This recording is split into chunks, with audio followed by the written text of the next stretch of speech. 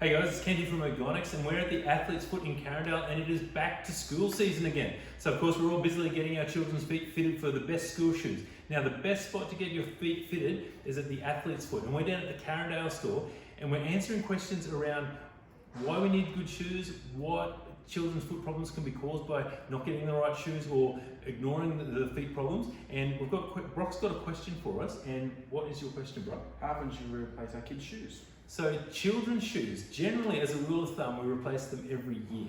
But of course, if they show excessive signs of wear, they need to be replaced. So particularly if they're popping through the toe or wearing out in the back of the heel, or if you can start to see any of the insole through the midsole, that's a clear sign that there's too much wear and tear on the children's shoe.